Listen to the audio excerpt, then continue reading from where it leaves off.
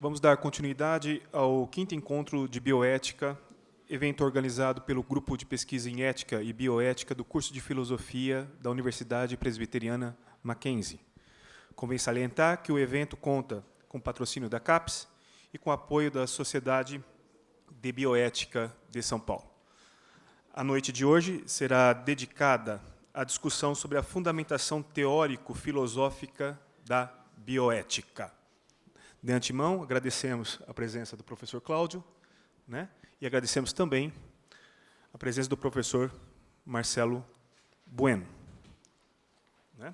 O professor Cláudio, né, discutirá hermenêutica contemporânea como um método para a bioética. O professor Marcelo, da ética filosófica aos limites da bioética. Nós começaremos com a exposição do professor Cláudio. Eu passo a leitura do currículo do professor. O professor Cláudio Fortes Garcia Lourenço possui graduação em Medicina pela Universidade Federal da Bahia, mestrado em Medicina e Saúde pela Universidade Federal da Bahia, com concentração em bioética, e doutorado em Ética Aplicada às Ciências Clínicas pela Universidade de Sherbrooke, Canadá. É professor adjunto do Departamento de Saúde Coletiva da Universidade de Brasília, professor do Programa de Pós-Graduação em Bioética e do Programa de Pós-Graduação em Saúde Coletiva na mesma universidade. Sem mais delongas, eu passo a palavra ao professor Cláudio, agradecendo novamente, né, o fato dele ter aceito o nosso convite. Bem, boa noite a todos, também a todos aqueles que nos ouvem também aí pela TV Mackenzie.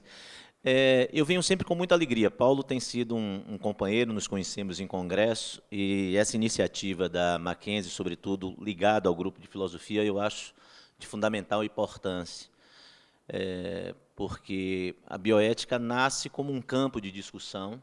Na verdade, não nasce como uma disciplina, não tem inventado nada, nem vamos inventar a roda no ponto de vista de filosofia moral, nem de pensar as tecnologias sem pensar uma sociologia da tecnologia, uma sociologia da ciência, as escolas que estão aí. E, durante um tempo, ela parecia se desenvolver completamente à parte dessas coisas, como se fosse formular novidades muito grandes. O que se criou muito em bioética foram modelos de deliberação, e esses modelos de deliberação, que têm uma utilidade, obviamente, muito grande, mas aplicado, sobretudo, mais à bioética clínica, ao espaço das decisões clínicas médicas. Mas pensar a bioética como um campo, então, que vai discutir conflitos éticos que relacionam ciência e uma noção geral de bioética, como ela nasce, inclusive, né, pensando o ambiente, impactos ambientais, impactos nas populações, impactos no uso, na distribuição de tecnologias, etc. Isso precisa uma fundamentação. Eu acho que esse campo entra agora num esforço maior de fundamentação e, por isso mesmo, se aproxima daquilo que tem que ser a base da sua interdisciplinaridade, o direito, a sociologia, a filosofia e etc. O que eu vou fazer hoje, obviamente, eu não tenho nenhuma pretensão de esgotar esse tema, é mais uma provocação de algo que me surgiu do trabalho e da dificuldade dentro de um programa de bioética que começava, foi o primeiro programa da Universidade de Brasília, que se abriu em 2009, começou a funcionar em 2010, e eu observava os textos dos alunos. Que método é o método da bioética? A gente começar a pensar de que maneira eles se colocam. Quando eu tenho um determinado conflito ético, eu vou tratar ele como um fato social e eu vou utilizar ferramentas que já estão descritas pelas disciplinas científicas que trabalham esse elemento. Mas tem uma outra parte que é uma reflexão e que é uma discussão propriamente moral, uma discussão sobre o certo e o errado do ponto de vista de aplicação de tecnologia, de produção, de distribuição, de cuidados com as pessoas, com proteção das pessoas e do ambiente. E essa construção, então, teórica de reflexão, como é que a gente construía com os alunos isso. E aí eu comecei a ver uma dificuldade muito grande na hora de criar aqueles referenciais teóricos, né? De vez em quando a gente encontrava os alunos apresentavam dois autores completamente confrontantes, pegavam dois pedacinhos dele que pareciam ser semelhantes e citavam conjuntamente. Aquilo mostrava uma deficiência de leitura, no sentido de uma leitura filosófica ou reflexiva. O que é isso? Que compreensão é essa?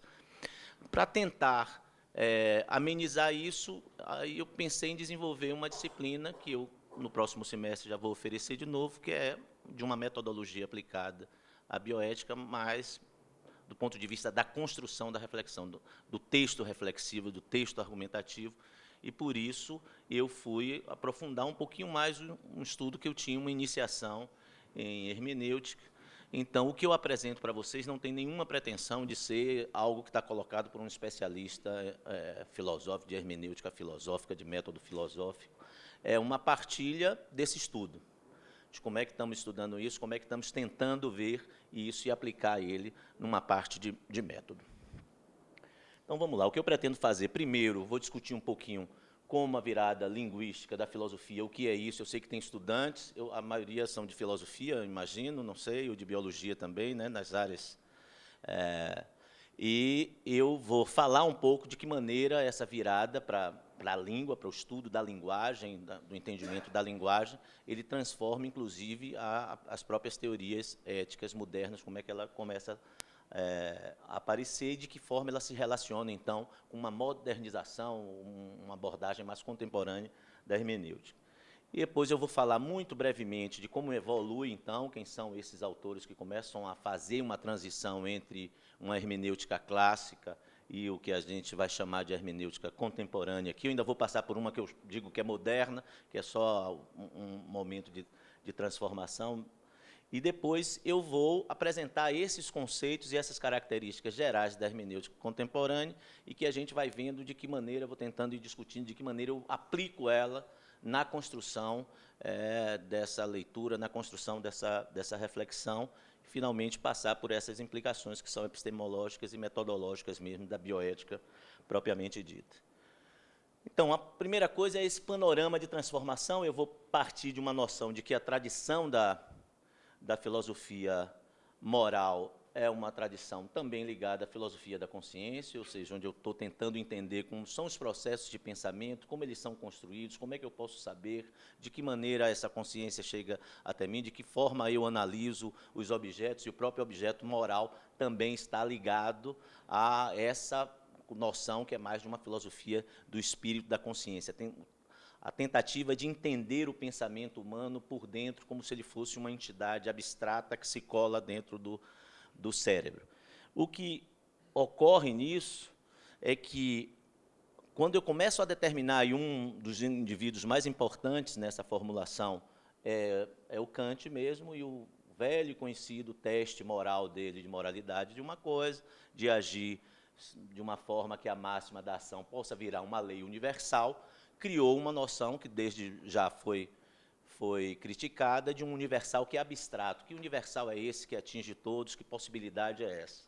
Num mundo que se transformava, sobretudo no século XIX, já muito com barco a vapor, com formas mais rápidas de contato entre pessoas, o pluralismo moral começa a ser uma questão dentro daquelas sociedades. Então, como é que eu posso formular, a partir do meu pensamento só, uma lei que seja universal e que atinja a todos? Então, a fraqueza disso, que a gente pode chamar a exposição do erro kantiano, do erro de Kant, de tomar esse universal abstrato como uma possibilidade real, ele se apresenta como uma solução que não consegue caminhar muito nesse modelo de filosofia da consciência. E aí é nesse momento que vai chegar no início do século XX, em torno da segunda década, no início da segunda década, uma mudança muito importante. A partir, vou ficar citando nomes muito, mas dois nomes, pelo menos, são muito importantes nisso. O Frege, que inicia, que é um matemático que começa a estudar a estrutura da linguagem, a possibilidade de comunicação daquela. Depois vai vir um cara como Wittgenstein para dizer que o problema maior da filosofia não é nem a discordância da ideia, mas a discordância do entendimento do que cada palavra ou cada contexto está colocado, então, da possibilidade de comunicar propriamente dito, e isso, a partir daí, a filosofia toma a linguagem, passa a ser a base principal de investigação por duas vias, né?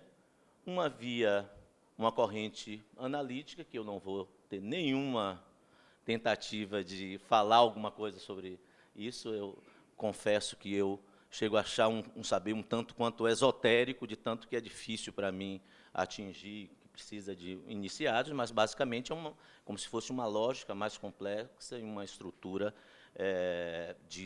dessa estrutura da língua mesmo, de como ela é capaz, que sentidos ela é capaz de tirar. E uma outra hermenêutica, que aí já é propriamente interpretativa, é ela que vai influenciar essas mudanças. Eu começo a imaginar, então, que, por exemplo, a derivação do correto moral, que envolve uma quantidade de pessoas, ela não pode ser tomada por uma consciência, mas pela troca linguageira.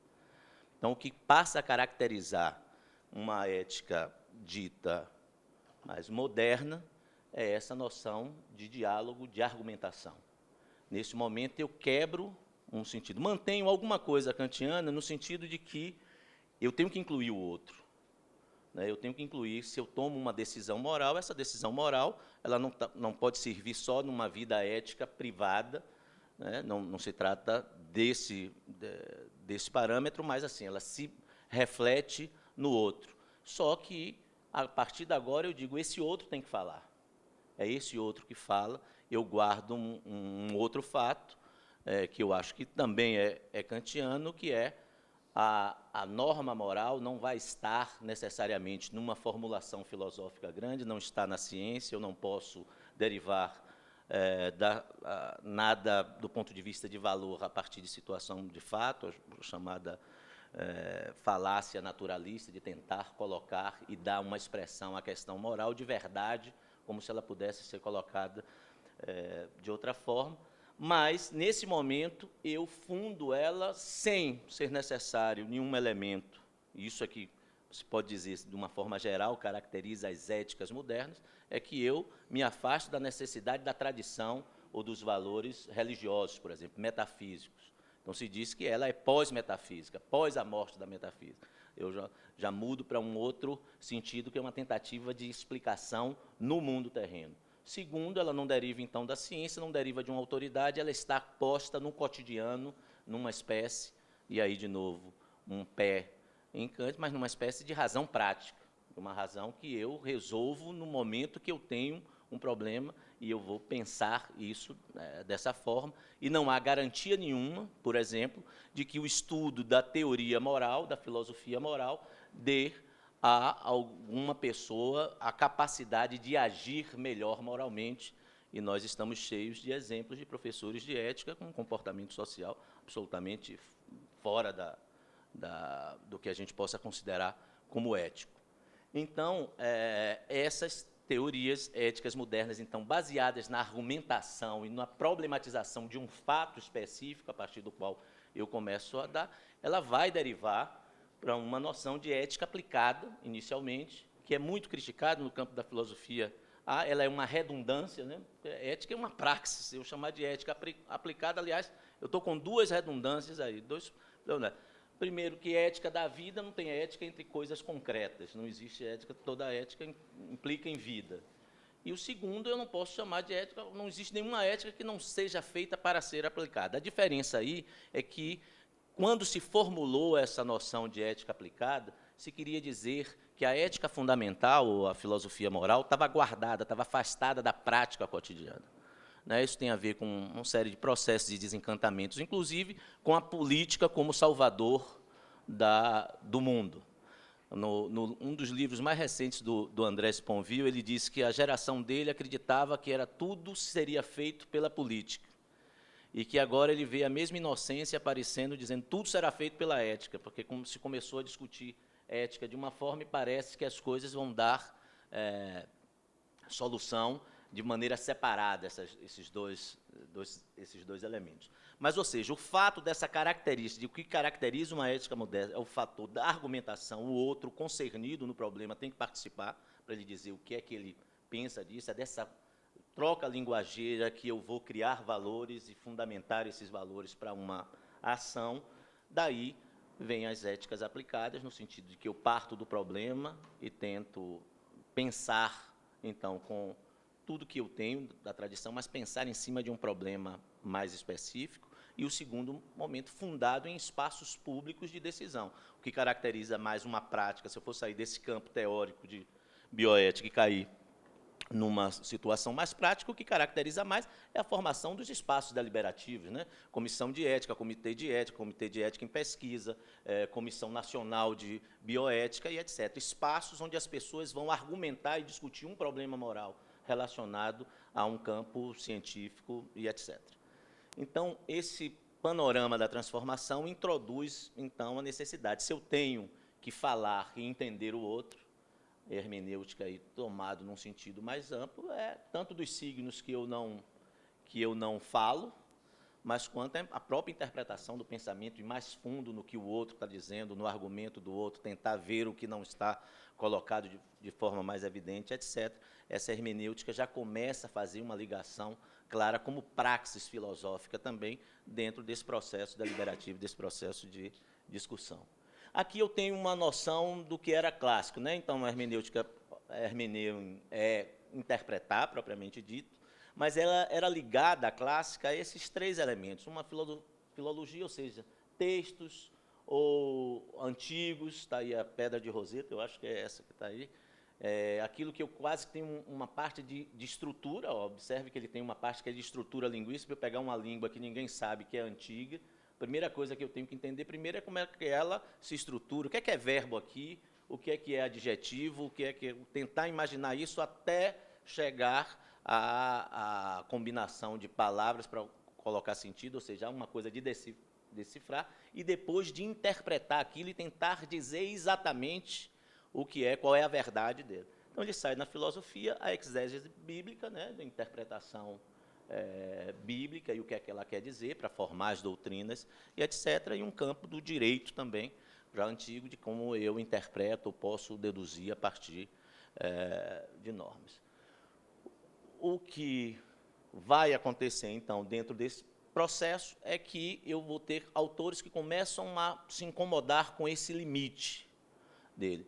O Schleiermacher é quem vai, pela primeira vez, dar um estatuto epistemológico da hermenêutica, pensar a hermenêutica como a praxis filosófica própria. E aí ele estava querendo dizer como é que eu estudo, como é que eu entendo, porque a tradição da filosofia é ler os outros e tentar dizer alguma coisa, de novo, que cada vez a gente faz menos, né, porque tem que citar tanto, segundo as revistas científicas, que você para até de pensar de tanto que você repete o que o outro disse, porque já fica preocupado se você disse alguma coisa e não disse, quem é que disse. Agora está essa caretice aí, que se tivesse sido naquele tempo, a gente não tinha produzido, eu acho que tanto, quanto produziu no século XIX, no século XVIII. Mas, enfim, ele aí toma ela como conceito, quer ultrapassar isso e diz, eu quero entender o texto. Só que ele tinha uma ideia mais objetiva de dizer assim, eu quero saber exatamente e dizer exatamente o que é que o autor queria dizer. Então, toda a noção dele de estudar aquilo, da leitura profunda, de observar como é que ela se relacionava com outras informações, era extrair essa verdade velada dos textos. Tá?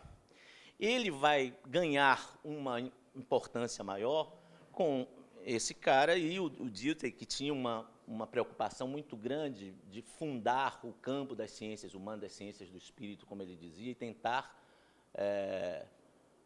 diferenciar. Como é que eu diferencio ela? Então, ele vai fazer uma distinção que é as ciências da natureza, são aquelas que explicam, no sentido de que eu encontro, a partir dos processos metodológicos dessa ciência, as regras da natureza, as regras, as normas científicas, e aí, contudo, com as suas normas universais, que são completamente diferentes de normas morais, porque elas vão ser iguais em todo o campo, etc.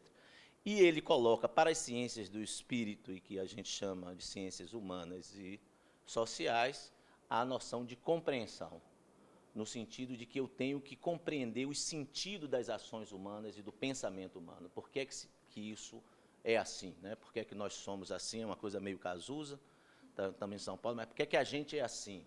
Então, o que as ciências humanas vai tentar fazer nesse sentido é se eu tenho que entender esse processo compreensivista começa a ganhar um espaço maior também como praxis da hermenêutica, e ela começa a ser discutida de uma forma maior. Da última vez que eu tive aqui, um colega inteligente, eu não me lembro quem estava aqui, me fez uma provocação muito interessante, porque eu falei sobre teoria crítica e dei alguns pontos mais formais da discussão habermasiana, e ele, muito inteligentemente, me disse assim, vem cá, mas você acha que isso vai dar conta da bioética? E a gente não precisa de alguma coisa da ontologia, não, de entender o que é o ser, a vida, o sofrimento, a coisa. Eu digo, não, cara, desculpa, não era isso, eu não quero dizer que eu estou resumindo isso, eu peguei um aspecto da forma deliberativa, mas ele provavelmente se referia a alguma coisa desse terceiro indivíduo aqui, a alguma coisa de Heidegger, no sentido, e que como é que Heidegger chega aqui para a hermenêutica, é que Heidegger tira ela de um elemento puramente metodológico e diz, não, ele é ontológico, o indivíduo é interpretando, a interpretação é a forma, por si só, do pensamento humano. O tempo inteiro que você entra, você interpreta roupas, interpreta coisas, interpreta sinais, vê quem é. Entramos numa festinha, né? Quem é que nos agrada? Já tem uma série de signos que está na roupa, na forma, no movimento, na forma de conversar, no tipo de coisa que a gente lê. Então, essa pergunta que em Schleiermacher foi o que é interpretar, ele vai dizer o que é esse ser, ou como é esse ser que só existe, que só é interpretando. Então, essa dimensão ontológica vai ser aproveitada muito, esse início que Heidegger coloca aí, vai ser muito aproveitada na transformação que um terceiro indivíduo, que a gente vai precisar abordar um pouquinho mais, que é o Gadamer, quando eu passar por ele rapidamente, e vai ser colocado. Eu vou colocar aqui, primeiro, de que o que caminha daí, entre Heidegger, então, e esse ser que existe, é que esse ser está cercado e imerso no mundo de signos e símbolos o tempo inteiro.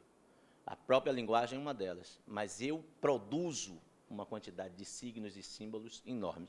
Eu botei alguns aqui para a gente pensar. Por exemplo, eu não preciso de palavra. Quando eu digo isso, me aparece uma história, me aparece uma posição, aparece memória, aparece uma série de elementos que estão ligados a este signo por si só, sem precisar de nenhuma explicação.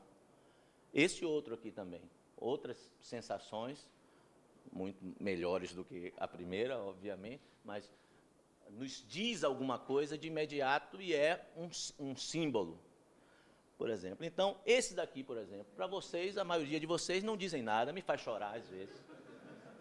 Entendeu? Não tem nenhuma, na maioria dos que estão aqui, não sente nada. Eu sofri quando perdi para o Ceará, a alegria dos 6-0 e tal. Então, ele me tem um cuidado, tem um monte de significados e de sentidos para mim, e esse também vai ser a maneira e o que nos difere, então, na medida em que a gente entra em contato com os textos. Então, esses textos também vão ter significados de formas absolutamente distintas para as pessoas.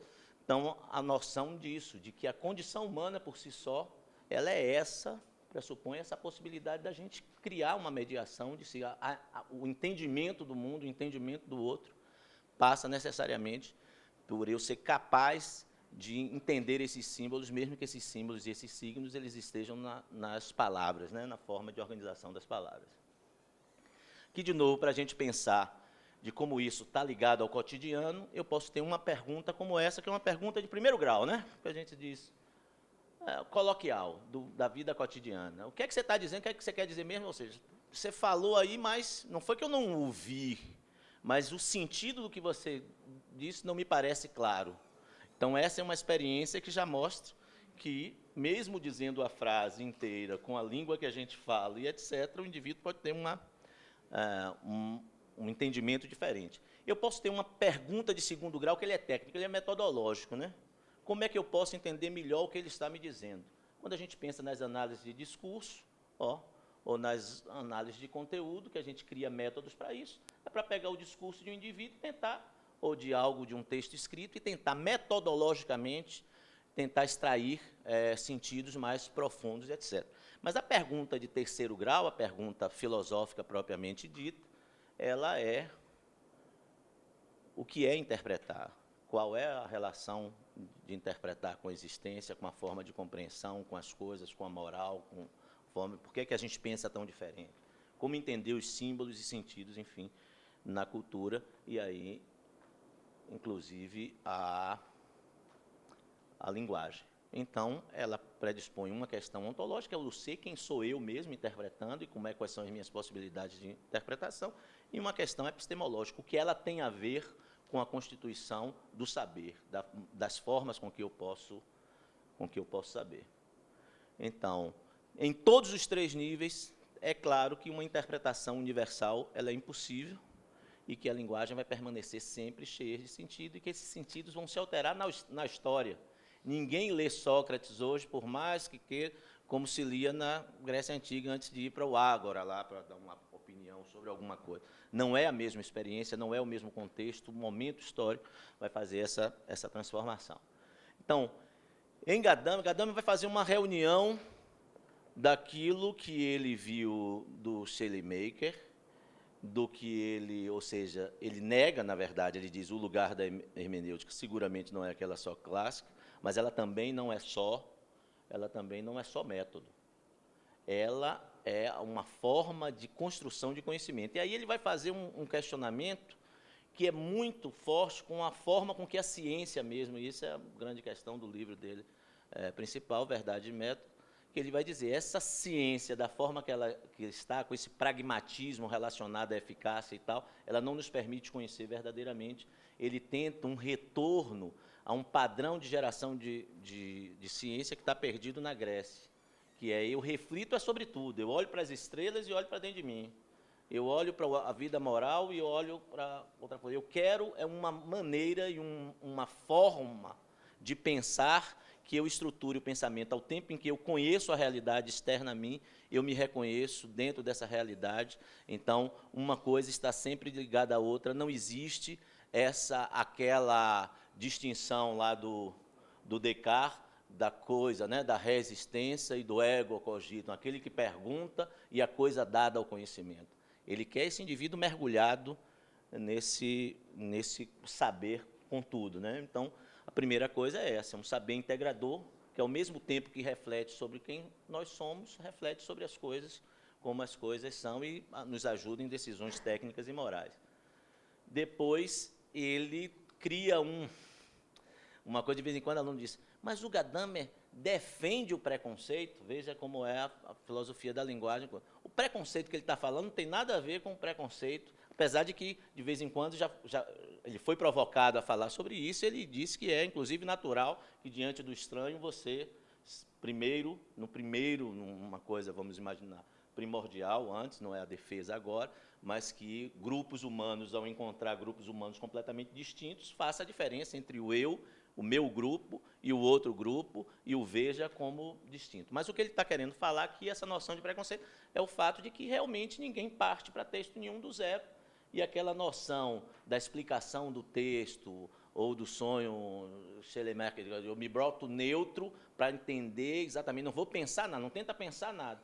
Ninguém consegue fazer isso na leitura. Você já parte com o que você tem, você já olha, já escolhe frases, mesmo inconscientemente, porque lhe chamou a atenção, porque ele tem um vínculo com algo que lhe é caro. Né? Então, essa noção de um sentido velado que você vai colocar. O texto, a interpretação gadameriana é o tempo inteiro inserida na história, é a forma de eu fazer uma ligação entre linguagem e história. Então, se eu estou lendo esse texto, é agora, nessas circunstâncias, a minha capacidade de entendimento está ligada ao meu momento histórico. Então, cria essa noção de horizontes, então, que se fundem. Eu tenho um horizonte do que é possível entender. Vamos imaginar assim, isso a gente vê na diferença, né? Quando a gente orienta o TCC da graduação, o TCC, a monografia da especialização, a dissertação e o doutorado, o que a gente espera e vê, às vezes, na evolução de um mesmo estudante, é o quanto a capacidade dele cresceu e o quanto, da mesma leitura que ele fez 5 anos atrás, ele me traz elementos completamente diferentes, porque a dominação de conceitos, de forma de entendimento, obviamente, vai ajudar a interpretar coisas. Tem professores de filosofia que, seguramente, eu não acredito que ninguém passe Hegel no primeiro dia de aula, porque o cara vai embora e não volta nunca mais. Está de doido isso aqui. A fenomenologia do espírito abre aquele troço, ficam do ser em si para si, de onde, como é que eu faço com isso aqui? Se eu não tenho os instrumentos, se eu não tenho a tábula de interpretação, eu não consigo avançar. Então, esse é um processo engajado na história, então, de onde está, e nas histórias subjetivas dos sujeitos. Então, essa é uma diferença bem grande.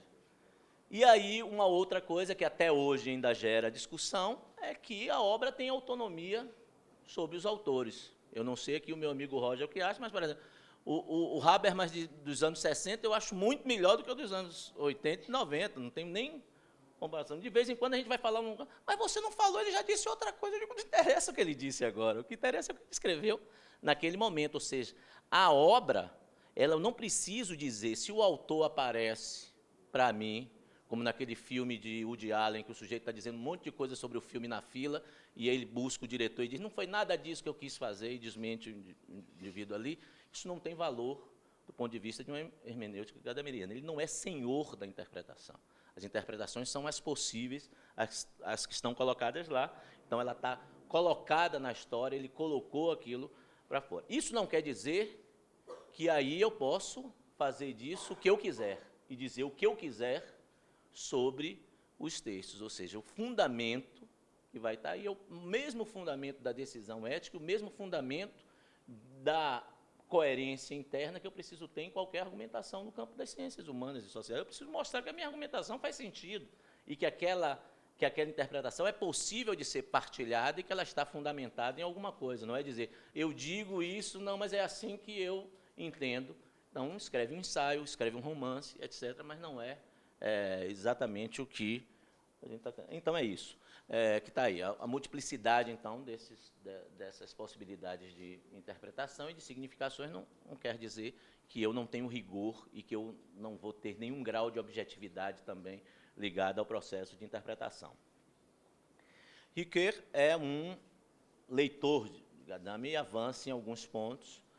Coloca de um ponto de vista mais geral, mas ele se fixa na questão do texto, sobretudo, né, no entendimento do texto, da tradição de leitura, e ele vai também querer, a partir do projeto dele com a hermenêutica, um pouco fazer uma transposição para o mundo da ação. Ele quer entender uma própria teoria da ação humana a partir do que é que eu compreendo, do que é que eu leio, do que é que eu interpreto.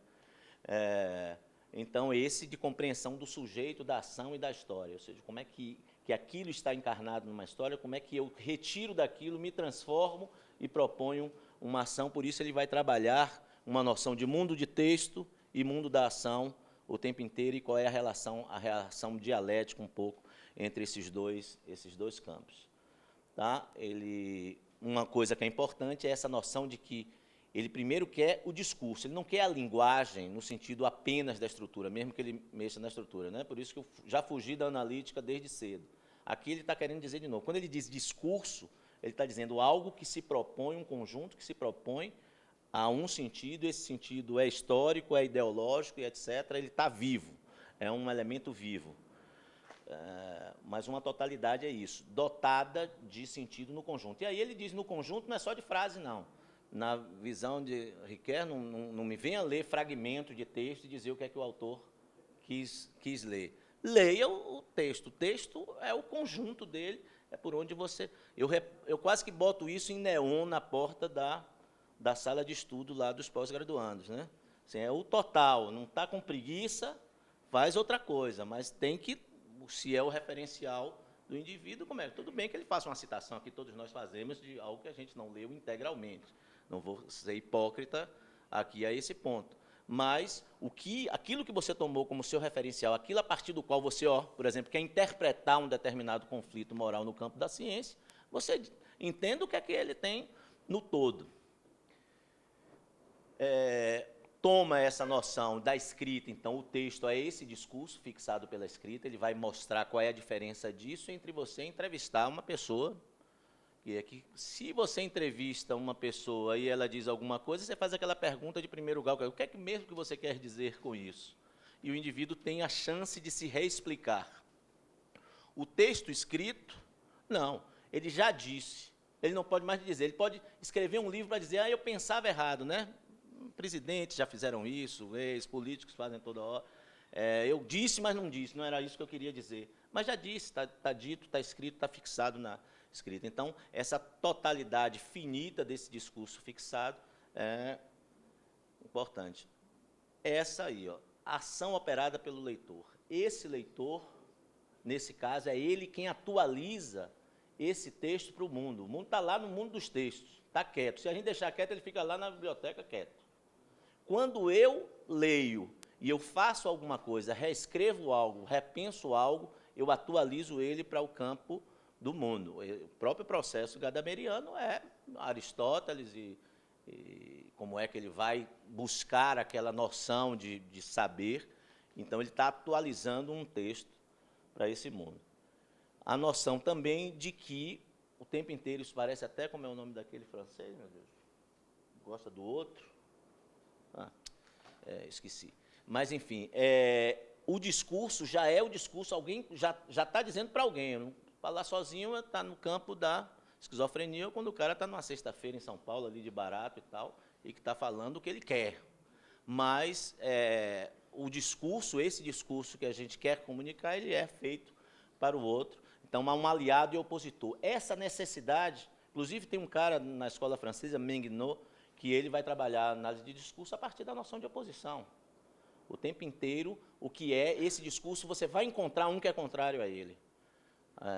Então, o tempo inteiro você tem aliado, opositor, onde é que você se coloca aí? Ó? Então, para os que vão fazer, você escreveu, disse, alguém disse aquilo, você diz também o que é que o outro diz, mas você fica onde nisso? Como é que você se coloca? Esse que atualiza, está com quem? Está mais próximo de quem nesse sentido? E aí, processo de interpretação é um deixar-se levar pelo texto. Ele tem uma frase que é deixe-se atravessar pelo texto. O texto atravessa esse sujeito e ele modifica de qualquer forma isso, né? Atravessa é atravessar, você se perde no meio dele, algumas vezes a gente se perde mesmo, né?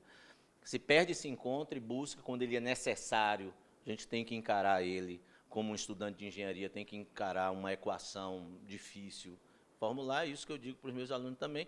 Se você fosse aluno de engenharia, ele botava um cálculo integral aqui dos infernos e você ia ter que se virar. Então, o texto está difícil, se vire e me diga o que é que você consegue tirar dele.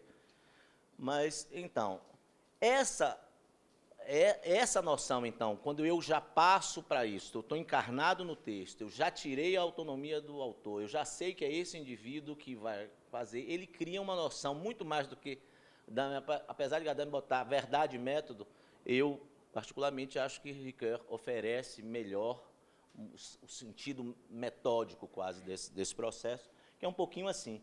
Primeiro, ele... sim, até porque Ricoeur, lembra que eu falei do Dilthey lá, do explicar e do compreender. O Ricoeur, mais do que o Gadamer, vai dizer, eu não quero essa distinção exatamente assim. É necessário explicar num determinado momento, tentar entender alguma coisa de qual é a perspectiva do outro, da possibilidade dele comunicar. Por isso, ele não abre mão de ter, às vezes, uma análise estrutural da língua e do sentido que está sendo colocado aqui. É isso que ele chama de um discurso explicativo sobre o texto. Você vai produzir, primeira coisa, o que é que você entendeu? O que é que você está explicando sobre ele? De onde ele vem, o que está querendo colocar?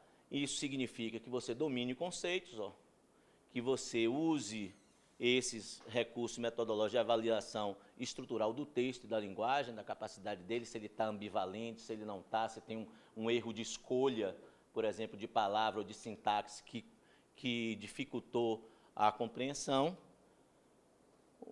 E aí você produz uma redação de um novo texto que é a sua compreensão dele. Agora, nesse momento, quer dizer, a sua explicação, desculpem, que é diferente. O outro é esse momento. O processo de compreensão é essa fusão de horizontes. Então, tem um horizonte do mundo do texto, esse que está lá encarnado na história, e o horizonte do mundo da ação do leitor. Aonde você está pensando isso? Para que você está pensando isso? Quer dizer, como é que você transfere desse mundo do texto para o mundo da ação? Isso tem muito a ver com bioética, com ética aplicada. Eu vou lá buscar para tentar entender alguma coisa. Onde é que eu jogo ele no mundo da ação? Certo? Então, ele me altera a perspectiva, né? Ele refigura esse mundo de ação a partir de um aprendizado que eu recolhi, ou de conceitos, ou de ideias, que eu fui buscar num texto e que eu reprocesso ele. E aí, esse processo tríplice operacional, que inclusive ele chama de arco hermenêutico, e é arco, observe que algumas pessoas chamam círculo, eu não sei, não me lembro se alguma vez ele chamou círculo também, eu só vejo ele chamar arco, porque na minha concepção, o arco sai daqui e tem um ponto para cá, ele não volta para o mesmo lugar. Então, você faz uma curva, ele retorna para a posição, mas é um salto para cá. Ó. Aí você faz outro arco, ou seja, há uma noção de que você se move nisso, transforma o ponto de saída. Então, o primeiro é pré-figuração, que é essa pré-compreensão que você já tem do mundo da ação. Então, as diferenças, por exemplo, nessa sala que me ouve, as diferenças ideológicas, políticas, de caráter de filiação teórica, etc., vão pegar textos completamente diferentes e vão entender, eu já estou prefigurado, o que é que eu entendo do mundo da ação, disso onde eu fui buscar essa leitura. Depois, eu tenho uma configuração. Essa hora que eu estou me configurando é a hora mais dura, que é sentado, lendo e pensando. Por isso que, às vezes, anotar relações entre o que você leu e esse mundo da ação onde você está querendo colocar, é importante para sair desse mundo, às vezes, muito hermético até, que uma construção teórica, às vezes, faz. Né? Tentar o tempo inteiro estar pensando de que maneira ele se coloca para o mundo. E a refiguração, que é esse retorno ao mundo da ação. Eu vou para o mundo do texto e eu retorno ao mundo da ação com uma nova compreensão. E essa nova compreensão, inclusive, pode ser por oposição, não significa que eu li alguma coisa que já me disse o que eu espero, como quando a gente lê Paulo Coelho. Já sei tudo que é isso mesmo, eu me sinto satisfeito porque não me criou nada e eu disse, é isso mesmo, a vida é isso mesmo, que lindo que é isso. Então, o processo é uma outra... Coitado do Paulo Coelho, não tinha nada que fazer isso, né? Chato com ele. Desculpa, Paulo Coelho, ainda mais que está filmando.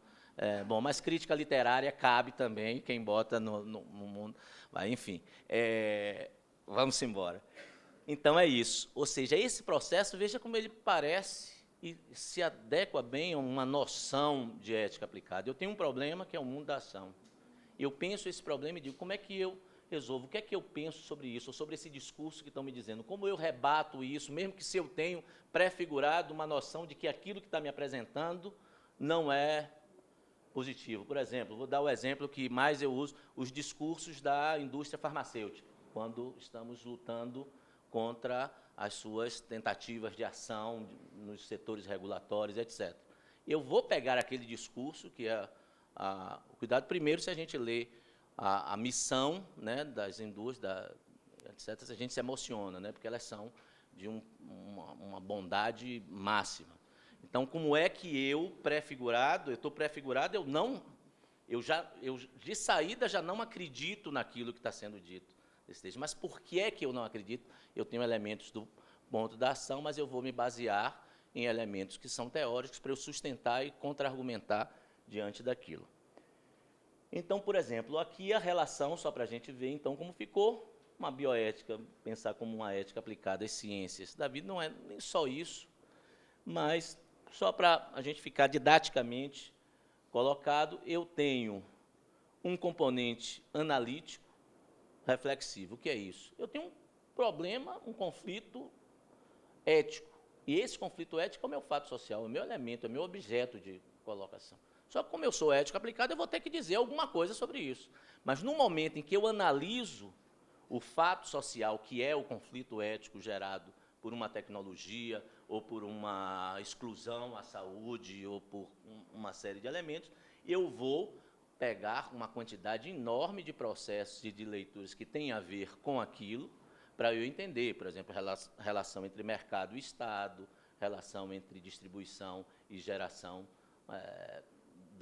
daquela tecnologia, como é que ela é pensada, para quem ela é pensada e etc. Aí eu faço um componente analítico reflexivo. Depois eu tenho que ter um componente propositivo. Geralmente esse, se eu estou trabalhando no ponto de vista teórico, é o meu compromisso de tentar apontar alguma direção. Né? Os filósofos, às vezes, riem da gente com isso e acham isso inocente, de o tempo inteiro você não poder só refletir. Mas esse é o propósito das éticas aplicadas. Aí eu dizia assim, olha, eu me comprometo com uma tentativa de apontar uma saída nisso. Do ponto de vista prático, de prática social de bioética, isso vai aparecer nos comitês, propriamente dito. Que ação eu tomo, como eu regulamento isso, o que é que eu aconselho ao setor jurídico, ou legislativo, ou executivo, a pensar ou a regulamentar esse determinado fenômeno. Então, eu tenho um componente que é propositivo e prescritivo. Eu vou atuar sobre moralidade de práticas sociais. Está claro que eu vou trabalhar no sentido, no final, a gente está dizendo que está certo, está errado. Está errado o que a indústria farmacêutica está fazendo com o medicamento que ela está produzindo. Podia ser a frase simples assim. Né? Não tem inovação, repetir remédio para renovar patente, etc. Eu estou fazendo uma condenação moral desse processo. Mas, para isso, na análise lá, eu fui buscar uma quantidade enorme de elementos para poder não ficar no campo da opinião, pura e simplesmente. Tá? Então, a moralidade ela é estruturada em discurso. Tudo que a gente vai trabalhar, quando vai trabalhar com bioética, são os discursos que as pessoas estão dizendo sobre, né, o que é que vai fazer as células-tronco. Por exemplo, nós assistimos no país, há 2 anos atrás, algo, eu defendia claramente a possibilidade de utilizar célula de embrião. Não se trata disso, naquele momento, sobretudo, congelados para diminuir as tensões morais relacionadas ao problema e a importância, né, e aos signos que também estão circulando na sociedade. Mas aqueles que seriam descartáveis, estava claro. Mas, se a gente for ver o discurso que foi colocado, era um discurso mitificador da prática. Ninguém conseguiu discutir risco. Que risco é esse? Quando é que eu escolho um determinado indivíduo que vai se beneficiar ou não? Então, eu começo a ter elementos que saem, né? O discurso é feito, é o discurso do especialista, etc. E a gente tem aquilo. Quando eu vou combater ele, vou combater num plano moral, né? Eu vou dizer que eu vejo de uma outra forma, ou que tem algo que não está sendo dito, que está calado e que precisa ser dito. Então, essas práticas sociais também estão fundamentadas nisso, que significa linguagem, que significa uma função simbólica, que tem, quando eu digo da questão mítica, e quando eu filmo não sei quantas pessoas em cadeira de roda indo para a porta do Congresso pedir para colocar, eu estou dizendo o tempo inteiro, utilizando este signo de alguém que não está se movendo para utilizar. Então, ele tem o tempo inteiro uma noção, por isso ele tem uma interpretação, e chega de novo, ele retorna, ele fecha o ciclo da importância da hermenêutica dentro disso. As implicações epistemológicas, primeiro, dentro do componente analítico, eu tenho o mundo do texto, né? Eu vou analisar o fenômeno, eu vou ter o mundo do texto, ou o texto que eu vou buscar, que é o dos referenciais do que eu vou pensar, ou quando eu fixo o texto do discurso de alguém, numa transcrição, e ele aí virou, eu não posso mais mudar, não posso mais voltar lá e perguntar, algumas vezes pode até, quando fica ruim a gente diz, dá acesso, vai lá e isso não está bom. Mas vamos imaginar, quando a gente tem transcrições, ou quando a gente tem os discursos que foram feitos de políticos, etc., eu tenho um mundo do texto, e é nesse componente que eu vou colocar.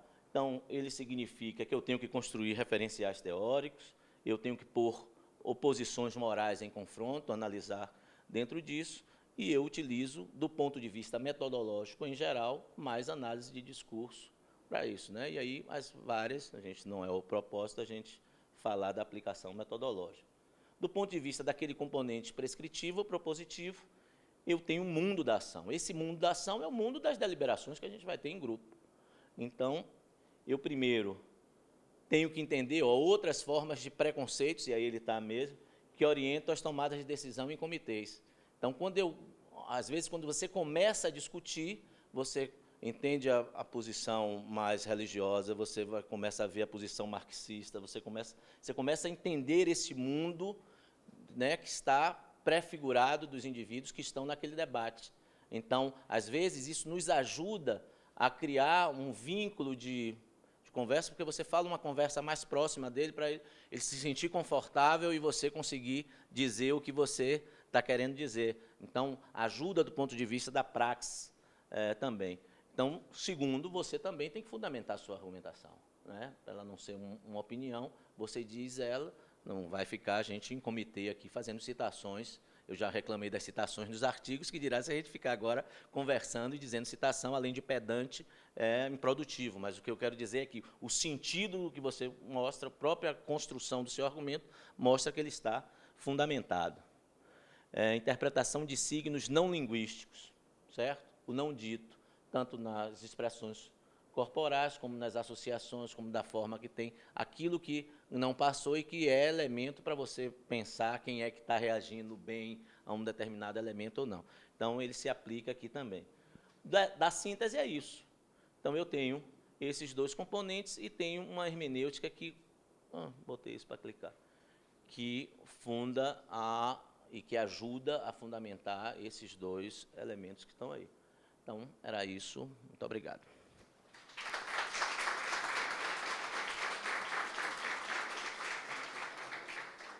Mais uma vez, gostaria de agradecer ao professor Cláudio, né, pela exposição, né, pela contribuição que trouxe para o nosso debate. Cabe aqui lembrá-los que, após a palestra do professor Marcelo, né, os presentes poderão dirigir, né, perguntas aos professores por escrito, e aqueles que nos assistem, né, pela TV Mackenzie poderão fazê-lo por SMS, né, cujo número será divulgado no momento apropriado. Bem,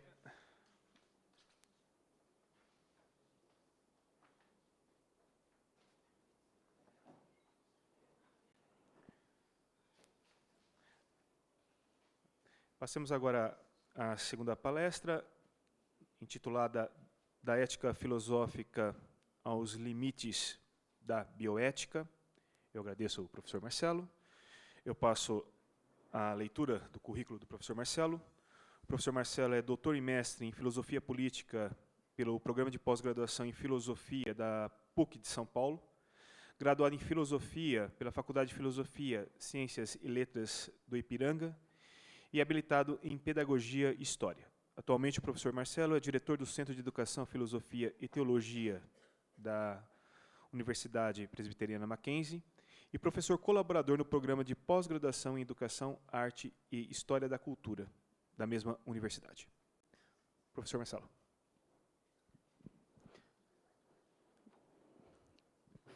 Muito boa noite a todos. Obrigado pela presença, que nos acompanham também pela TV Mackenzie, pela web também, nossos agradecimentos. Eu aqui na qualidade de membro do grupo de Ética e Bioética do nosso centro, do curso de Filosofia, eu agradeço aqui o convite do nosso professor líder, professor Paulo Fraga. É uma responsabilidade grande, né? Falar depois do Dr. Cláudio Lourenço, essa facilidade. Nós, filósofos, não temos essa facilidade, né? A gente tem que estar apoiado aqui no texto, senão a gente se perde, né? Não temos essa dinâmica aí. Então, eu agradeço o convite, agradeço a presença de vocês, do professor Cláudio.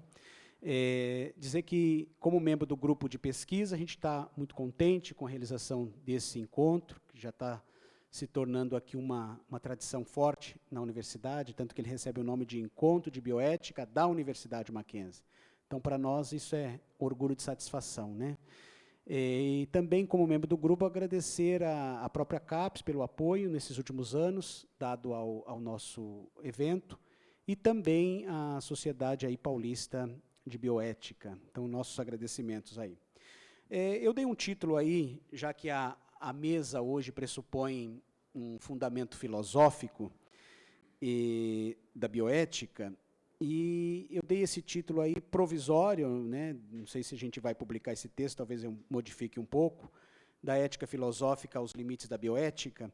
E como estudante de Thomas Hobbes, um filósofo do século XVII, evidentemente que ele vai estar aqui permeando a minha discussão aqui em relação a essa temática que eu dei.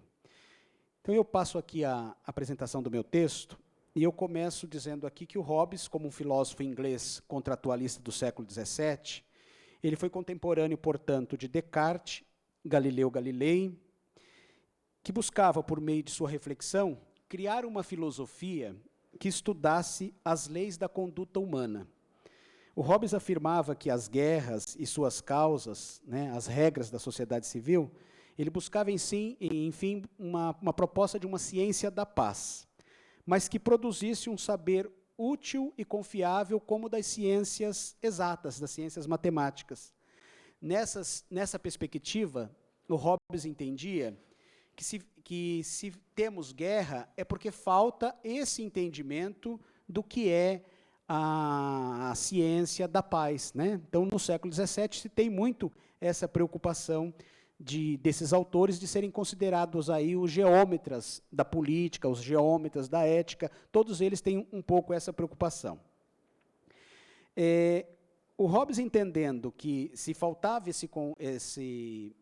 essa ciência que estudasse as causas da guerra, é porque faltava, na concepção dele, uma filosofia moral, que é exemplo das ciências naturais, e aqui a gente vai entender ciência natural, filosofia natural, como as ciências exatas, que fosse livre e independente das subjetividades, podendo proporcionar aos homens, no campo da filosofia civil, os mesmos benefícios proporcionados pela filosofia natural, né? Então, a filosofia civil deveria estar baseada no princípio da filosofia natural, das ciências exatas.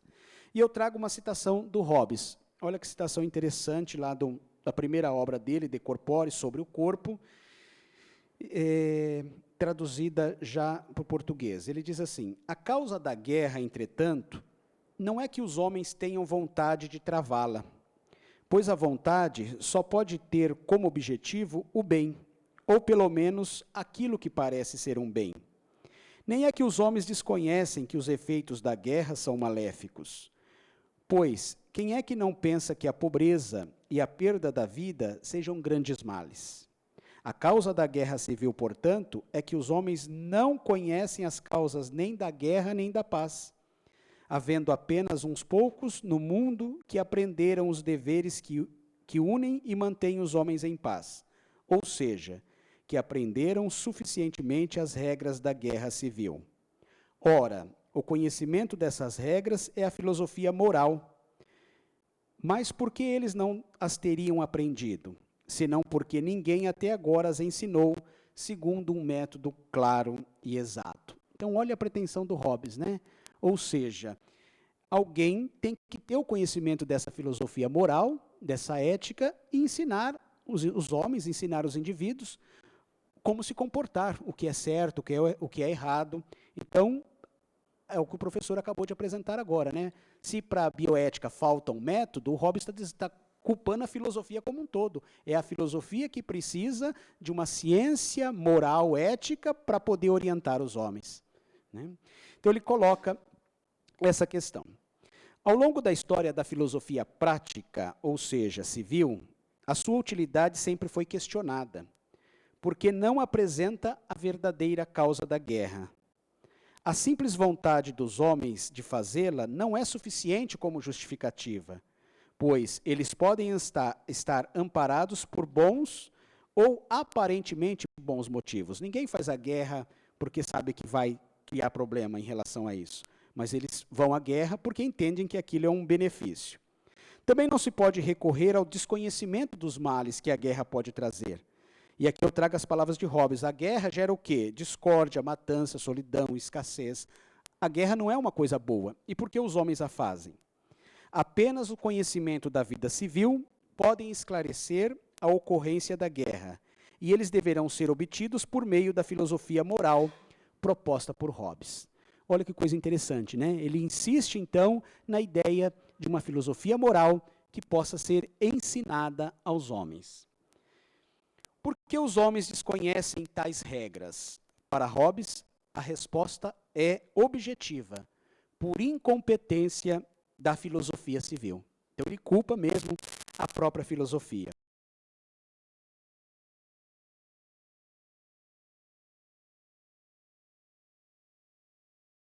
Nossas ações, pela qual pudéssemos conhecer se o que tensionamos fazer é justo ou injusto.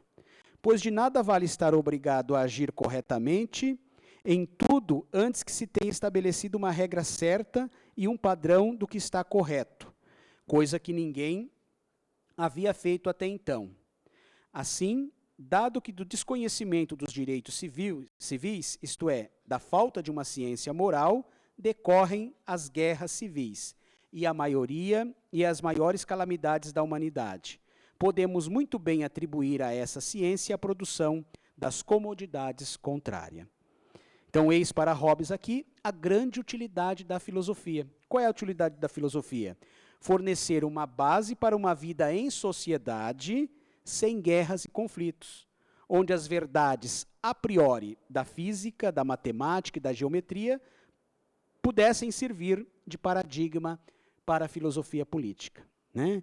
Então, se não há contestação para a física, para a matemática, para a geometria, por que há contestação para a ética e para a moral, para a filosofia política? Então, eu coloco essa introdução apresentando a preocupação de um filósofo lá do século XVII, que entendia que era possível estabelecer regras verdadeiras para uma vida em sociedade, que fosse norteada por valores éticos. Aliás, essa reflexão também não é nova. A gente pode trazer aqui Aristóteles, né, um filósofo lá da Antiguidade Clássica, que vai entender que esse tipo de reflexão ele já não tinha sentido, né? Por quê? Porque para o Aristóteles não é possível esse tipo de ensinamento, pois ninguém julga eticamente de forma abstrata, e sim a partir do conhecimento de objetos físicos. A questão que surge, então, é se é possível ensinar valores éticos e valores morais, né?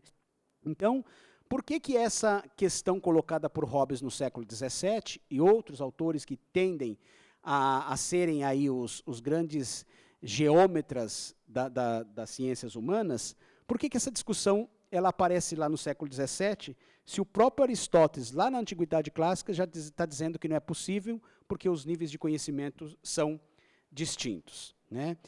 Então, a questão que surge é justamente essa aqui. Será que é possível ensinar a ética? Será que é possível ensinar a moral? Né?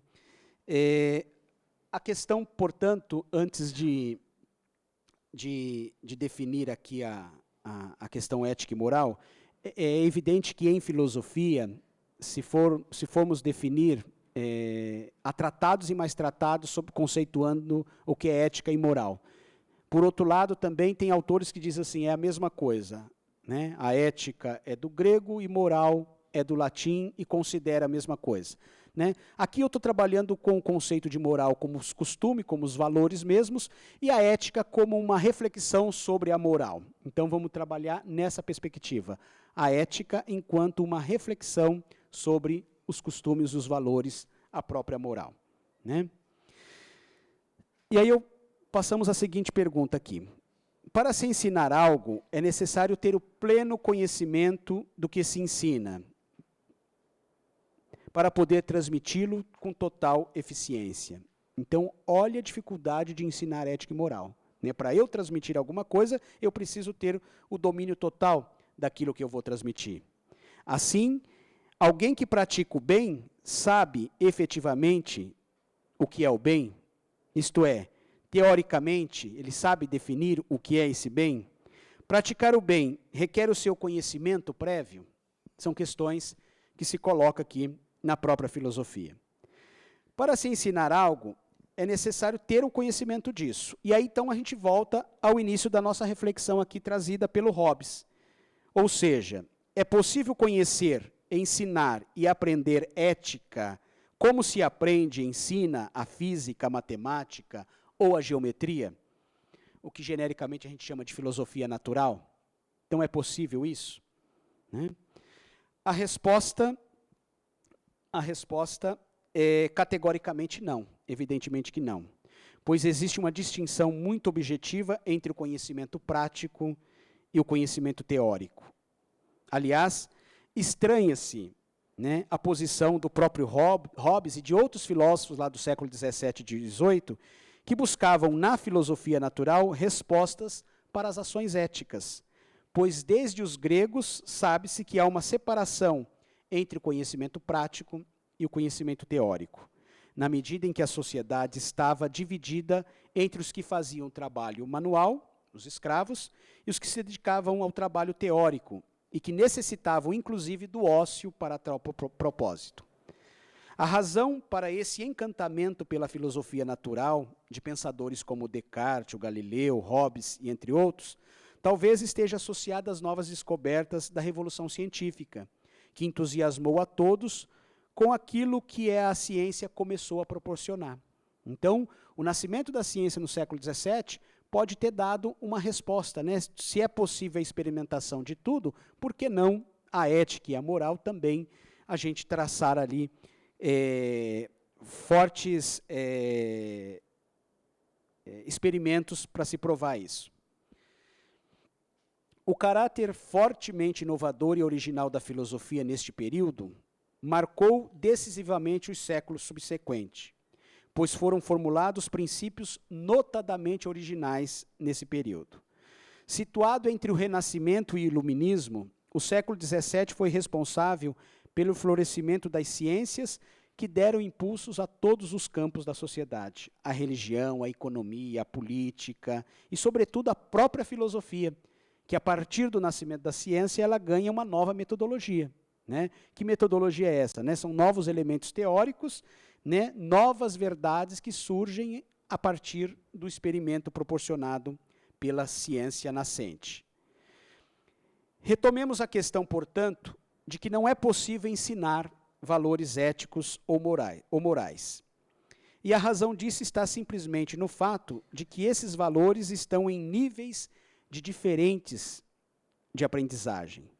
Isto é, existem os conhecimentos práticos e teóricos, que, grosso modo, podem ser definidos como os saberes acerca do que é contingente e necessário, respectivamente.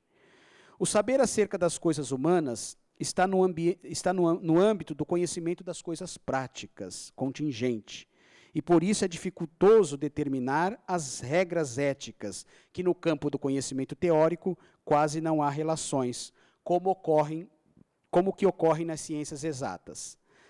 Desta forma, os indivíduos são facilmente manipulados, convencidos e levados a pensar da mesma forma que pessoas com poder de retórica, com poder de eloquência, podem proporcionar às outras pessoas, na medida que o que está em jogo são as emoções, são as paixões humanas, isto é, um conhecimento contingente que a qualquer momento pode ser alterado, diferente do conhecimento teórico, que é necessário e possível de demonstração. Por isso, o bem e o mal não aparecem da mesma forma imediata e com o mesmo caráter coercitivo da verdade e do erro. Não se conclui o que é certo em ética e moral da mesma forma que se conclui a veracidade de um teorema em ciências exatas. É muito complexo isso, e eu trago agora a citação aqui do professor Frank Leopoldo Silva, que ele diz assim: entre o que é necessário e o que é contingente, a diferença está na impossibilidade de demonstração. Daí a aparente relatividade das coisas humanas e do que se pode conhecer acerca delas. A política, assim como a ética, participa desse caráter. Mas isso não significa um relativismo total, que resulta na impossibilidade de critérios que não fossem puramente circunstanciais e subjetivos. A dificuldade da ética consiste justamente em introduzir normativa na contingência, pois está fora de dúvida que quem age moralmente o faz a partir de normas, que não são apenas relativas à pessoa e ao momento. Né? É o que o professor colocou aqui agora. Então, se a gente retomar aqui um pouquinho, o conhecimento teórico, né, lá, o saber necessário, o saber científico, o conhecimento prático, o saber contingente, o saber das coisas humanas. Mas isso não significa que o saber da ética, por ser um saber contingente, por ser relacionado ao saber prático das coisas humanas, seja um saber de menor expressão. Né? Ele também tem a sua importância, que é o que nós vamos ver aqui na sequência.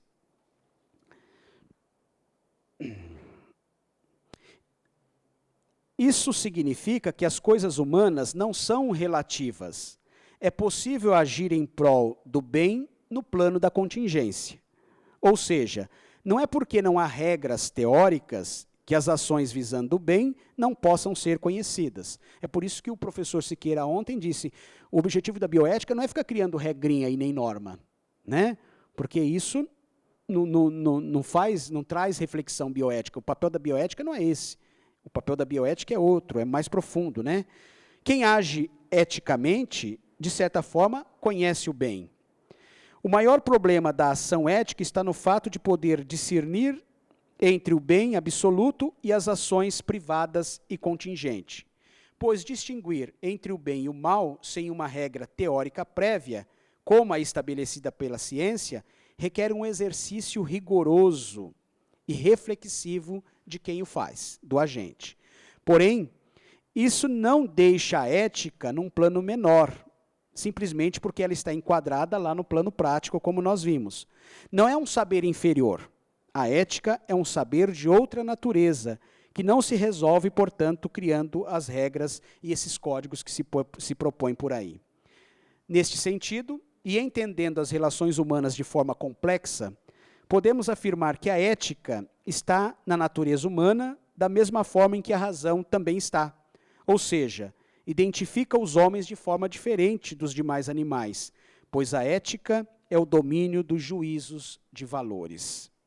E aqui entendendo juízos de valores no sentido que a capacidade humana e, portanto, racional de poder escolher, de poder avaliar, de poder comparar, de poder tomar uma decisão, né, de eliminar uma incerteza. É nesse sentido que a gente vai entender aqui o juízo de valor. Temos aqui, portanto, o diferencial entre um saber teórico e um saber prático.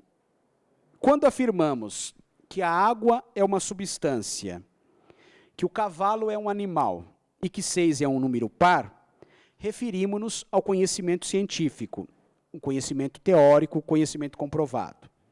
Mas quando afirmamos João é generoso, Deus existe, a mentira é um vício, não temos a mesma certeza, né, a certeza efetiva do saber teórico. Nesse sentido, devemos explicitar o que vem a ser esses juízos de valores. Aprendemos que o homem é um animal racional, e esse dualismo já nos diferencia. Enquanto animal, estamos vinculados aos seres naturais, e enquanto racional, nos distinguimos deles. A racionalidade nos leva a fazer as devidas concordâncias com os termos que empregamos, e a partir disso estabelecemos o que estamos chamando aqui de juízos de valores.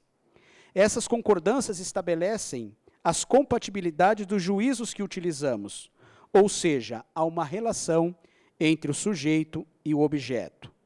Quando afirmamos que a água é uma substância, que o cavalo é um animal e que 6 é um número par, entendemos que é uma relação necessária entre os termos, o que faz com que o juízo exprima um conhecimento. Já nas afirmações, Deus existe, a mentira é um vício, ou João é generoso, não há essa relação de necessidade. Né? Por que não há essa relação de necessidade? Né? Porque eu não posso afirmar categoricamente que Deus existe, que João é generoso e que a mentira é um vício. Por quê? Pois a mentira pode não ser o vício, Deus pode não existir e João pode ser mesquinho. Se o João é mesquinho, ele não é generoso. Então, eis a diferença do saber prático, desse saber contingente, do saber teórico, do saber científico, portanto. Temos, assim, uma complexidade de fatores para se chegar a uma conclusão, quando nos referimos às relações que não são necessárias e que requerem outras reflexões, interpretações ou mesmo vontade. Aqui entendida a vontade como expressão de multifatores. É assim que podemos afirmar que a ética supõe vontade e escolha. Vontade e escolha como resultado de um saber prático, que advém da leitura do mundo, por meio da experiência de vida, e que muitos autores denominam de sabedoria.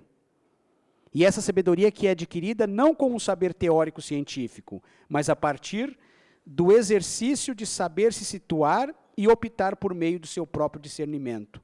Ou seja, atingir a maturidade racional que difere do conhecimento científico, mas que serve como referência nas ações humanas. A sabedoria, né, que o Paulo Freire diz, né, a sabedoria da vida, a maturidade da experiência que traz a possibilidade dessa leitura do mundo. Né.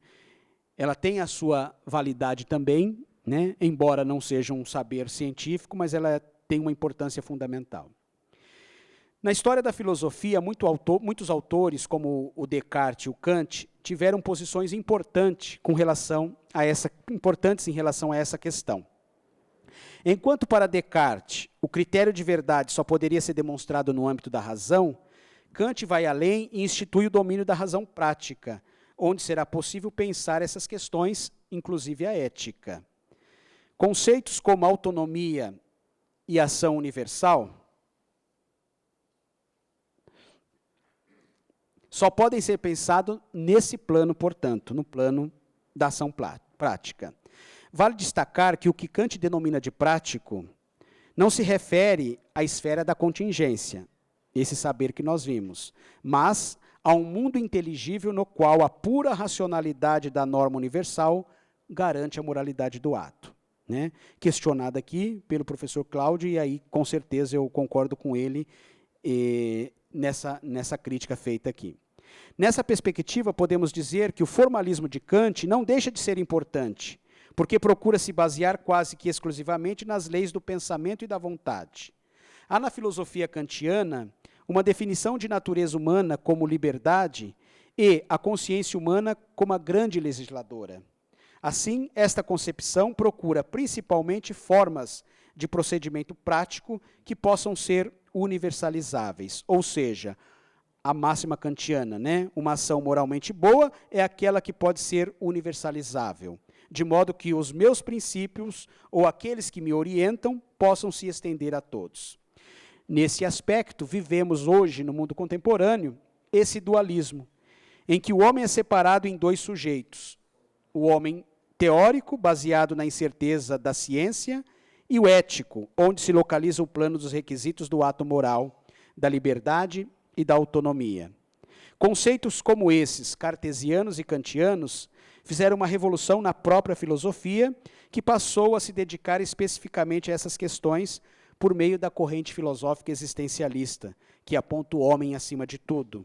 Só ele pode ordenar o mundo e aceitar suas ações, chegando até as correntes éticas utilitaristas, que entendem que, na sua origem, o bom seria aquilo que é útil, e, portanto, uma ação benéfica para o indivíduo e para a sociedade. Assim, há uma racionalidade na condução dos valores, mas ela está a serviço da humanidade. A sociedade atual se caracteriza pela hegemonia da razão, o que se pode observar por meio do poder da ciência e de seus prolongamentos técnicos. Quando afirmamos que tal coisa foi comprovada cientificamente, praticamente concluímos como algo verdadeiro. A ciência provou é verdade. Ciência passou a ser sinônimo de verdade. Né? É muito comum hoje, né, a mídia propagar a ciência como a detentora da verdade absoluta. Ah, vocês viram, a ciência provou. A nossa conclusão é verdadeiro. Né? Mas não é bem assim. Há muitas controvérsias em relação a isso. Né? No campo da ciência e da tecnologia, poucas áreas se desenvolveram tanto como a bioética, que pode ser definida como o estudo da moralidade da conduta humana no campo da ciência da vida. E como o professor Paulo colocou aqui, não é só isso, evidentemente, né? Mas como a gente tem que trabalhar com uma definição, com uma conceituação, ela está aí. É interessante destacar que a bioética inclui a chamada ética médica e também as chamadas éticas profissionais, as éticas aplicadas. Se considerarmos que há menos de 50 anos, em 1971, quando o médico norte-americano Van Potter publicou a obra que seria a grande referência na área, denominada Bioética, a Ponte para o Futuro, que o professor Siqueira ontem tão bem trouxe para a gente aqui, desde então a temática não parou de crescer e tomou conta das principais reflexões contemporâneas. Hoje se publica diariamente artigos, livros, teses, papers, além de inúmeros eventos acadêmicos que são realizados mundo afora sobre a bioética, como este nosso aqui, com os mais diversificados especialistas. com os mais variados enfoques. Já são mais de 10 diferentes linhas utilizadas pela bioética. Da sua origem com o principialismo, também trazido ontem pelo professor Siqueira, que foi e é muito utilizado pelos bioeticistas na medição ou resolução dos conflitos morais pertinentes à temática da bioética. Podemos ainda citar o contextualismo, o feminismo, o contratualismo, o naturalismo, entre outros. Eu destaco aqui o contextualismo, que defende a ideia de que cada caso deve ser analisado individualmente, dentro dos seus específicos contexto social, econômico e cultural. A modernidade vive um espetacular desenvolvimento das ciências e das técnicas, que, de certa forma, revolucionaram a vida das pessoas de forma positiva.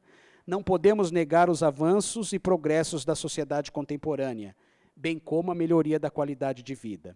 Podemos afirmar categoricamente que há um progresso da razão. No entanto, aquela promessa do pensamento iluminista ainda não foi atingida. Se, por um lado, houve o tão sonhado desenvolvimento técnico e científico, o mundo contemporâneo ainda sonha com a sociedade mais fraterna, igualitária e livre. A questão ética, ou a expectativa de uma vida livre e mais feliz com a união entre a teoria e a praxis, propostas pelos iluministas, não se efetivou, e temos ainda hoje uma dicotomia muito forte entre o desenvolvimento científico e a felicidade das pessoas. Né? A ciência não trouxe essa felicidade das pessoas. Né? Ainda há um vácuo muito grande entre a ciência e a realidade das pessoas.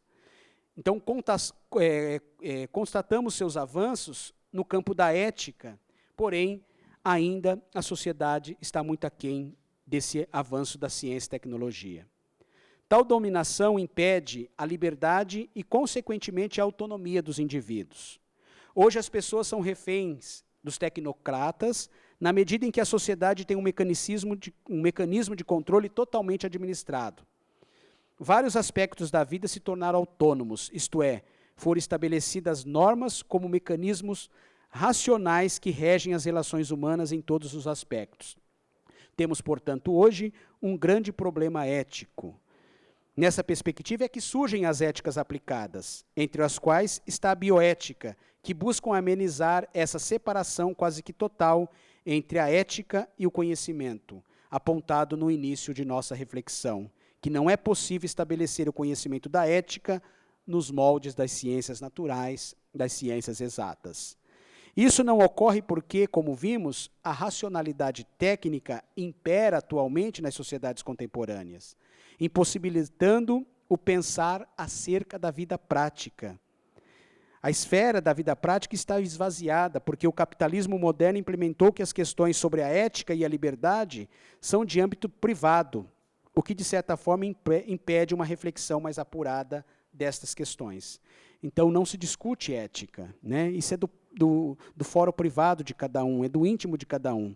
Né? E isso impede também o desenvolvimento das reflexões sobre a ética e da própria bioética, e hoje estamos cada vez mais refém desse conhecimento fragmentado, desse conhecimento especializado que adveio lá com a divisão da ciência. É em virtude desse conhecimento recortado e desconexo do todo que o poder do saber técnico se prosperou e se consolidou, chegando ao cúmulo da realização de experimentos práticos em seres humanos, feitos por médicos e cientistas nazistas, por exemplo, após a Segunda Guerra Mundial. Tal prática resultou no surgimento do Código de Nuremberg, lá em 1947, que foi a primeira forma de manifestação de caráter mais normativo que estabelecia regras a serem observadas quanto à experimentação com seres humanos. Deste código, estabeleceram-se importantes preceitos que nortearam a conduta médica até a década de 60 do século passado, quando a Declaração de Helsinki explicitou de maneira mais incisiva que os interesses do indivíduo devem prevalecer sobre os interesses da ciência e da sociedade, ratificando, portanto, a tese kantiana: nenhum ser humano pode ser visto como um meio para a obtenção de qualquer finalidade, porque a desigualdade humana impõe que o homem seja considerado somente como um fim.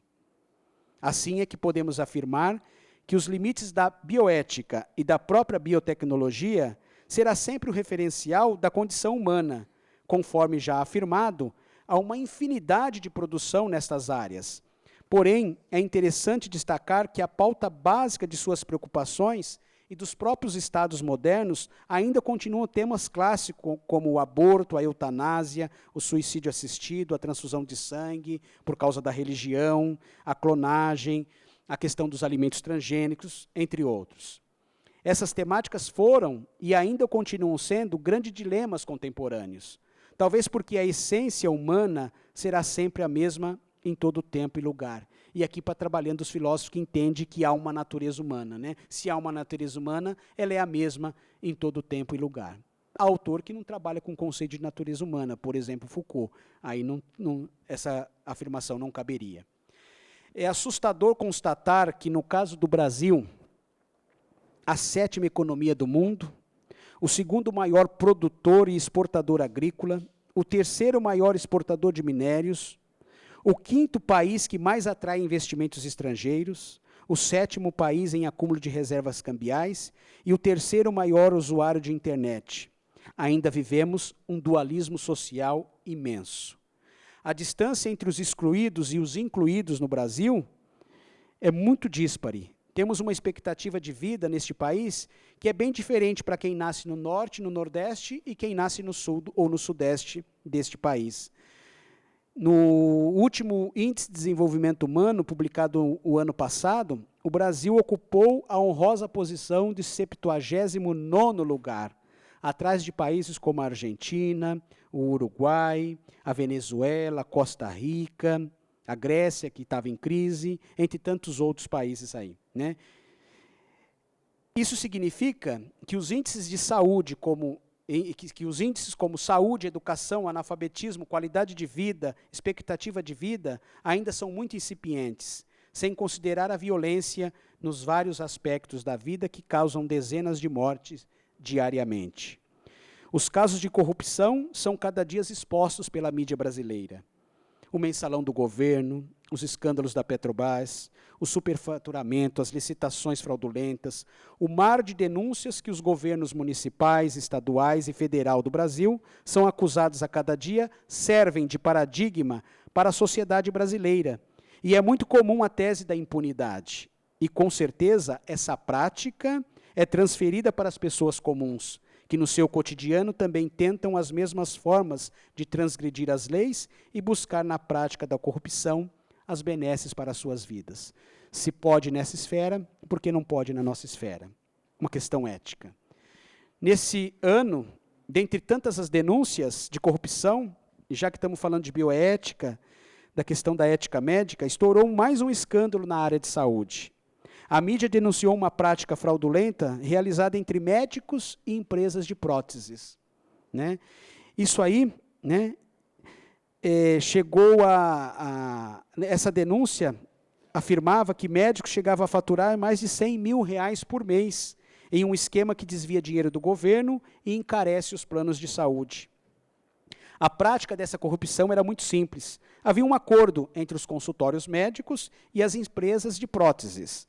Esses médicos indicavam cirurgias sem necessidades, com a utilização de próteses, e gastavam também todo o material cirúrgico que eram produzidos por essas mesmas empresas. Tudo isso com ganhos de comissões altíssimos, negociado entre os próprios médicos e os donos dessas empresas. Tal prática ficou denominada como a máfia da prótese, cujo mercado movimenta cerca de 12 bilhões de reais no Brasil por ano. As consequências dessa prática para a sociedade são, além do mau exemplo que tange as questões éticas, os danos físicos são terríveis. Pessoas com sequelas físicas, doenças psicológicas, riscos de morte, entre tantas outras. E principalmente a conta desses desvios todos, que quem paga? O contribuinte brasileiro, nós. Isto é apenas um exemplo que está na memória pela recente publicação. Mas na história do Brasil essa prática, infelizmente, foi e é corriqueira. Há outros exemplos pelo mundo afora que podemos elencar, como os casos recentes de exames pré-natais, realizadas em mulheres grávidas, apontando os problemas genéticos nas crianças, em que as companhias de seguro de saúde, elas se eximiam de cobrir a despesa. Olha, nós estamos prevendo aqui que o seu filho vai ter um problema genético tal. Então, por conta disso, nós não daremos o plano para você. Isso significa que para as seguradoras de saúde, a previsão de possíveis doenças, não só em crianças, mas em todos os segmentos da sociedade, já são motivos para a não oferta de emprego, a não inscrição em seguro de saúde, na assistência médica, entre outros benefícios. Então, se faz o chamado check-up antes. Se o indivíduo tiver alguma possibilidade de alguma doença futuro, não se faz a cobertura da saúde desse indivíduo. As chamadas doenças pré-existentes. Se com aquilo que é mais caro para a população, ou seja, a saúde pública, se encontra nessa situação, podemos imaginar o que pode estar ocorrendo neste momento num país da dimensão continental como o nosso. Se em seu sentido mais abrangente, a saúde é a resultante das condições de alimentação, habitação, renda, meio ambiente, trabalho, transporte, emprego, lazer, liberdade, acesso e posse de terra, acesso aos serviços de saúde. É evidente que isso é apenas a ponta do iceberg da corrupção que impera atualmente não só no Brasil, mas também no mundo afora. Para ir concluindo e fechando aqui a minha reflexão, eu trago novamente o Hobbes, que ele diz que, apesar dos avanços, a humanidade ainda parece que vive naquele estado descrito por ele no século XVII, que era um estado que o Hobbes vai chamar uma guerra de todos contra todos, onde os homens não eram racionais, eram movidos por seus desejos, por suas paixões. Lá sim cabia esse estado de dominação, de exploração, lá sim caberia o que o Hobbes vai chamar de o homem é o lobo do homem. Mas, a partir do momento em que instituímos o Estado, fizemos um contrato social, estabelecemos a regra do jogo, criou-se toda a estrutura para essa sociedade que é artificial, esse tipo de sociedade não pode existir ainda. Né? É por isso na insistência dele em criar uma regra, em criar uma norma, em criar uma proposta de um ensino de uma ética e de uma moral nos moldes das ciências exatas. No entanto, quando a vida é banalizada, e essa banalização para as pessoas se expressa para as pessoas, perdemos a possibilidade total do avanço da natureza humana. Mesmo com todo o progresso possível, se a vida continuar a ser exposta dessa forma, continuaremos na caverna de Platão, ou seja, perceberemos somente as sombras da realidade. E jamais se alcançará a luz que evidenciará que a natureza humana nos fez iguais, por isso nascemos e morremos da mesma forma. O Hobbes diz isso, o Locke diz isso e o Rousseau diz isso. No estado de natureza somos todos iguais, porque nascemos e morremos da mesma forma. Mas a instituição da sociedade civil nos torna diferente. E essas diferenças têm muito a ver com a questão ética, que deveria nortear a vida de forma mais equitativa entre a sociedade. Assim, os mecanismos de poder que geram esses horrores devem ser banidos da nossa convivência, para que se possa olhar nos olhos do outro e não aterrorizá-lo. Aqui é a dialética do senhor e escravo de Hegel. Né? Um só existe por causa do outro. O senhor tem a necessidade da existência do escravo, porque se o escravo não existir, eu não sou senhor. Né? O Hobbes vai dizer, eu não quero a morte do outro. Né? É o outro que vai reconhecer que eu tenho o poder sobre ele. Então eu quero ler no olhar aterrorizado do outro, né, o medo que ele tem de mim, e aí eu poder dominá-lo. E na proposta da ética e da bioética, não é isso que a gente quer. A gente quer olhar nos olhos do outro e ver refletir lá a nossa imagem, e que o outro também veja nos nossos olhos a imagem dele refletida. É isso. Muito obrigado. Boa noite.